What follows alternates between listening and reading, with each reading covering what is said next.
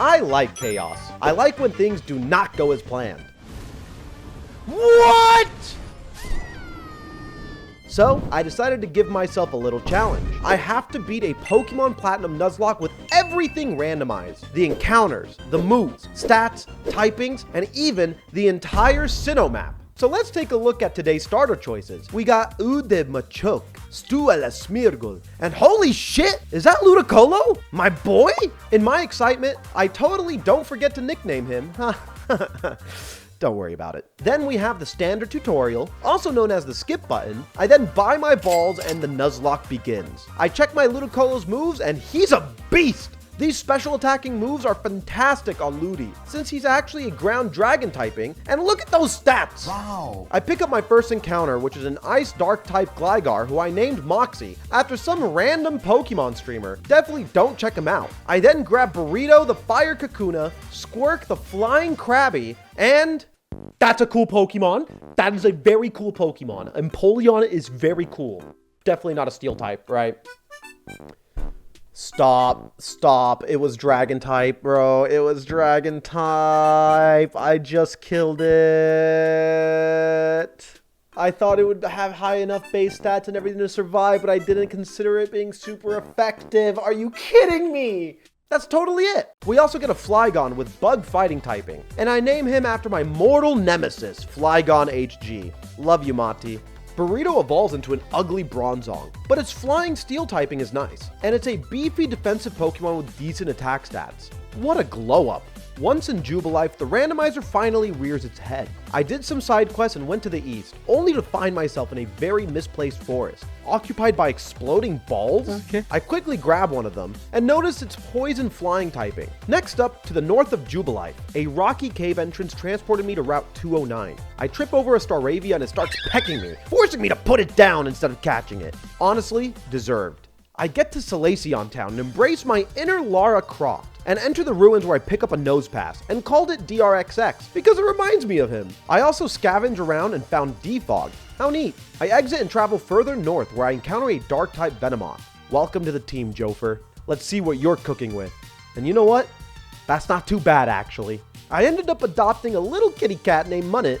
We'll check on her later. I take a quick break to get my bearings and head off to Route 215. I absolutely demolish all trainers, no close calls here at all, and arrive at, Oreburgh City, baby. First badge, here I come. But first, let me just yoink. All right, time to add to the dream team. Papa C, Maximino, and am I forgetting someone? Oh, right, the little kitty. I show Rourke my moves as I lead with Burrito and spam Ice Ball. 50% of the time, it hits all the time. As it yeets his Geodude and Onix to the nearest Poke Center, Rourke grins and throws out his ace, Cranidos. He smiles in glee and as he prepares his attack, wow, he sucks. I hit a chonky Leaf Blade and finish him off with a Thunder Punch. First badge acquired. Back to Jubilife I go, except I get jump scared by 2 cringe cosplayers. Luckily, Dawn will help me out with this battle. Bro, my team's weak. My team is so weak right now. Get rid of Gyarados. Gyarados' stats are going to be terrifying. Holy shit, focus the Smeargle. Don't kill me. Please be good damage. Dude, this is absolutely horrifying. You're joking. I'm 1v2ing that. What? Don't die, Flygon. Oh, you're so dead. You got crit. Flygon's down, dude. Oh no! Emergency! Ludicolo, please take their lunch money quick! Rest in peace, Flygon. I failed you. I only have east of Jubilife and Eterna Forest left to explore, so I head east, quickly tell my rival to get a life. I find my encounter. It's a bug-type Starly I named Yami. Staravia was overrated anyways. At the end of the route, I enter the cave which leads to Route 208. New encounter time, and it's a water-type hippo. It actually makes sense. I named this goat Proudy and head on over to nearby Hearthome, only to be stopped by corrupt journalists spreading fake news. I guess I have to go to Eterna Forest instead. Yippee! Traveling! Woohoo! I decide to actually talk to Cheryl, despite my fear of women, and head through the forest. And it actually leads to Eterna City? What are the odds? The gym can wait until I get my encounters. I catch a flying dragon Psyduck west of Eterna that I name Safety, a poison Jolteon from a little pond in the city, and a fire steel Vulpix to the east. I enter the gym and it's actually the gym itself. Woo. Thank you, Randomizer, for probably not working properly with the gym buildings. The trainers are a piece of cake. Definitely not worth their wages. I proceed to have a strong word with Gardenia about her employees before she gets angry and the battle commences. Turtwig comes out, changes it to sunny weather, and then faints to Dragon Breath. Cherrim comes out, blossoms into a beautiful flower. I call it ugly. It gets depressed next turn, and also faints to a couple Dragon Breaths. Gardenia sends out her ace, Roserade. It is here that I realize the gym leader teams didn't get fully randomized.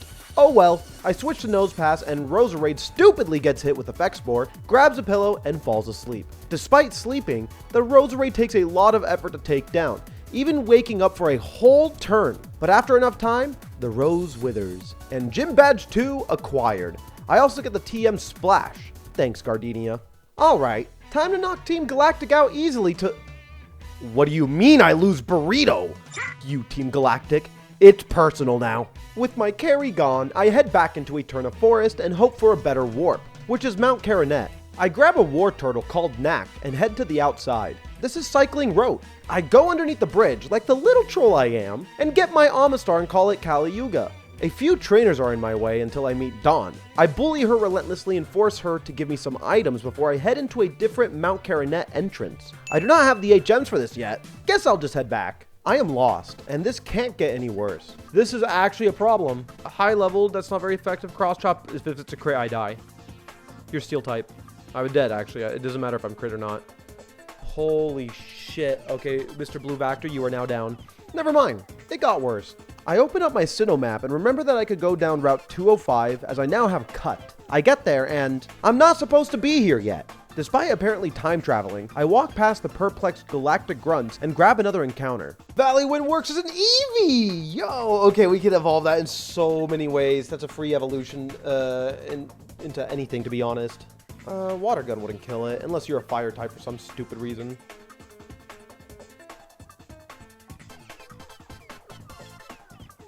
That's so dumb. Never mind. I get to the Windworks and feel my blood boiling as I smack Commander Mars down a peg. That is for my Bronzog, you Comic-Con goofy-ass looking dweeb! I'm feeling much better after that. Where was I? I head to the south of Floroma town and fall into despair. I need Rock Smash. I can't progress any further without it at some point. But as I dwelled more on these thoughts, the light of this run, the Chad, the hero himself, Rock Smash Man, the saint of all hikers, appears in my time of need. I am truly blessed to witness such a glorious NPC in all his presence. As I thank him, I also pick up a fighting type Swinub called Jackie. Now, on to Heart Home City. Ghost types usually are problematic, but I don't believe in ghosts, so they legally cannot hurt me. One trainer somehow got a Mew they found under their truck probably. No problem. The real problem came after in the form of a Poliwrath. Stab Psychic is already scary itself, but then you also get a crit. I pull off a miracle and push through without losing a single Pokemon. Now it's all left to Fantina. She sends out a Duskull and I send out Ludicolo himself. Being underleveled never stopped me, and it won't stop me this time, I hope. Duskull goes down to some bad breath, and Haunter completely misses. I almost lose my Ludi due to greed and a crit Shadow Claw. I quickly switch to the tank DRXX and easily knock it out. Her ace, Miss Magius, comes out and hits back, instantly confusing. I switch to Wacko and we're switching again. It's your time, Prout. Wait a second. DRXX's Blaze Kick was super effective, so it's weak to fire, you say? I got just the thing. We go for an overheat. Prouty's outspeeding the Miss Magius. We land it. We get a crit. While it's super effective, you kill. Oh my Prouty! We needed that. Badge 3 acquired. We're actually doing it. Our adventure continues as I head to the west of Hearthome and end in the deepest cave of Mount Caranet. I definitely need Defog for this, so I go back and head east of Hearthome instead. Nolan, you son of a bitch, get out of my way. He sends out his Milotic? Sure, I guess. His second Pokemon is Porygon Z with Aurora Beam, so it's an easy switch into my Water Hippo. And it's gone. Hippo OP. He sends out his Beefy Man that discharges all over the place. Definitely scary, but nothing Probopass can't handle. Or at least that's how it seemed at first. After they were both heavily wounded, I switched into the Toad and barely scraped by. His last fearsome Pokemon is a Burmy? By God, what a terrifying sight. After fat fingering the record button and getting myself an oversized goldfish, we move, and we end up to Canalave? No, not you again. You, Nolan. He starts this second battle with a Flareon, the most huggable Pokemon, also the most beatable it seems. Infernape comes out, and after I switch into my Probopass, it transforms into it. I am seeing double. Please call a doctor. I almost beat it, but confusion's a bitch. One massive Blaze Kick later, and Effect Spore hits. Get poisoned, loser. Bye-bye. Who's next? Absol, who proceeds to kind of demolish my team a bit? Luckily, I have my boy Wacko on my side. Oh, I get a crit when I needed it. I was fast-forwarding it just because I thought I was going to take forever to kill. Staraptor. That's what I'm talking about. We heal a bit and buzz all over it. No problem. Now for his last Pokemon, a Crawdont. It attacks and instantly gets paralyzed like a chump. I switch into Yami and have a nice lobster dinner. Get good, Nolan. With Nolan wiped, I heal up and take on the gym. No surprises here, they stand no chance. That is, until I face David. His Magmortar was simple enough, but his Deoxys was truly terrifying. I switch to my fish, who instantly gets crit and goes down. But that's not all. I send out my Toad and, well... oh my god, dude. A random ass Deoxys might actually be my downfall. I still have my boy Ludicolo. Get that space spaghetti. Please crit. Please para. Do something.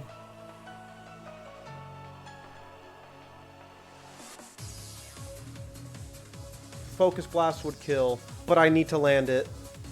Oh! Oh! Please! Please! Please! Please! Please! My starter Ludicolo, no. We gather here today to mourn the loss of the greatest Ludicolo that ever was. May he dance and jump in joy. Wherever his spirit ended up, rest in peace. Alright, DRXX, total annihilation. You, David. I heal up at the Poke Center and grab some of my other Pokemon. It's just between me and Byron now. He leads up with a Magneton, and I send out Safety, who ends up fainting in 2 turns. I send out my Hippo, who does a little Gungam style, and finishes off the Magneton. He sends out his big hard snake. My Hippo dances the night away, and also its life as it goes down to a sandstorm of all things. Time for the OG strat, as I send out DRXX, 1 curse, 1 kick, 1 snake down. Then he sends out his dinosaur Bastiodon.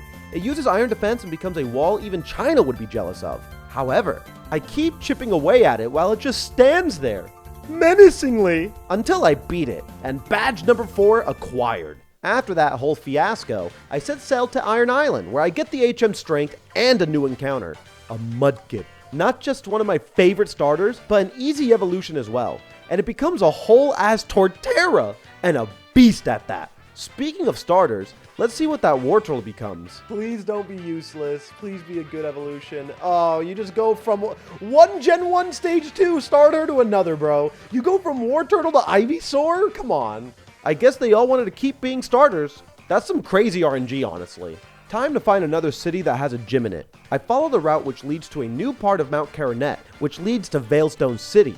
This almost feels scripted somehow. I level up my Mons a bit and evolve my Lairon Jackie into a very useless Vigoroth. I also evolve my Ivysaur, and I also evolve my Kricketot, and I also evolve my Whismur, and I also try to evolve my Haunter. But I have no friends.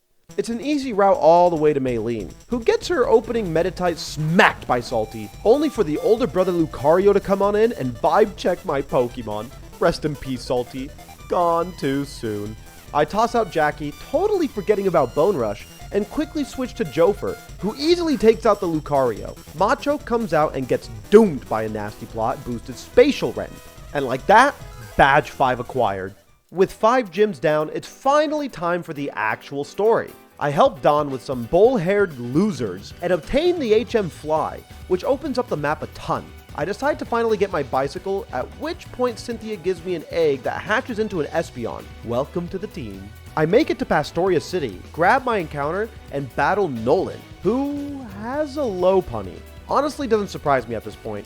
I use Nasty Plot and Ice Beam to easily sweep his team and move on. The gym trainers provide no challenge, so I make my way back to the Beef Cafe himself, Crasher Wake. He opens up with a Gyarados, which instantly takes down my Yanma with a crit waterfall. I guess DRXX will have to carry again. I set some curses and knock the Gyarados out. Floatzel then comes out and no diffs all my attacking moves. So I switch to Jofer, who instantly freezes. I switch again, this time to Tyrone, hoping to do more damage. Since I can't figure out this Floatzel's typing, I am struggling big time. I send out my Vigoroth Jackie, who only gets off a Doom Desire before also freezing. I realize Jackie has to be sacrificed and weep quietly as Jofer switches back in, hoping to thaw out. Jofer does exactly that and finished off the scary water rat with some healing. He sends out his most fearsome threat, Quagsire, who dies to a little minor... Badge 6 is mine. Only 2 gyms stand on my path to the Elite Four, but I simply could not find a way forward. In Mount Coronet, there were 2 Galactic Grunts who kept blocking my way who would not move. I'm just going to explain this real quick. So the game randomized in a way where I got soft locked, entirely soft locked. There was an entrance in Mount Coronet where these 2 grunts are blocking the way, but when you get defog and complete a certain part of the game, aka this part, where you have to chase the guy who committed minor terrorism at the Safari Zone, right? We chase this guy, beat this guy, those 2 grunts move. That connects to this area one way or another, I think at the very other side of this. So I had to load the vanilla game and turn the randomizer off just so I could actually walk through this portion here. So yeah, we're gonna actually complete this. Afterwards, I got the antidote from Cynthia, walked some more, and found myself at Route 216 heading towards Snow Point City. Now that I found my way around to the next gym, I decided to snag up all my encounters. Along routes 213, 214, Lake Valor, Ruin Manic, Route 216, and finally, Route 217. We don't talk about Lake Aquity. We don't talk about Lake Aquity. After planning phase first into some snowballs and dealing with the petty gym trainers, all that was left was Candace. Candace, I send out Jerry as she sends out a Sneasel who slowly gets chipped down to 0 health. Piloswine is next, and Earthquake's away. An easy switch into my flying type Rhyperior to avoid any damage. I switch into old reliable DRXX and begin setting up curses to absolutely obliterate Piloswine. She sends out a Frostlass who apparently knows Shadow Clone Jutsu and double teams all over the place. After some misses, I pivot to Jofer, who sets up a nasty plot with the hope of hitting an Ice Beam. And Jofer hits! That wasn't enough to bring it down. So one more roll later for Mud Bomb, and Jofer does not miss. It all comes down to Candace's Obama Snow, who actually manages to hit a Focus Blast, definitely taking down Jofer. Jofer, no! Jofer, no! Jofer, yes? Jofer? Jofer? You're just the best? The greatest of all time? He takes down the Obama Snow and Badge 7 acquired, baby. Let's go. With the last gym ahead of me and a whole Sinnoh region that needs saving from Team Galactic, I go on my adventure backwards to all the previous places I visited and one by one begin taking down Galactic admins and Cyrus. I experience a few losses of our friends along the way, though the saddest moment has yet to come. I get soft locked again. That's okay. I could simply go back and do what I did last time to work around it. But the unfortunate chance kicked in. My entire game file got corrupted. All the Pokemon I caught, the friends I made along the way, the trainers I beat, yes, even Nolan. Now, they're gone. I wanted to complete this run strong and finally claim that I have beaten a randomized Platinum Nuzlocke. I guess that will have to wait for another time. For now though, I simply do what I always do, and blame Wacko. You're the reason I lost my Nuzlocke, bro. What do you say about it? About you losing your Nuzlocke? I take no responsibility for you losing your Nuzlocke. And at the end of the day, if you had just gotten good, you would have been fine, you know? But alas, here we are.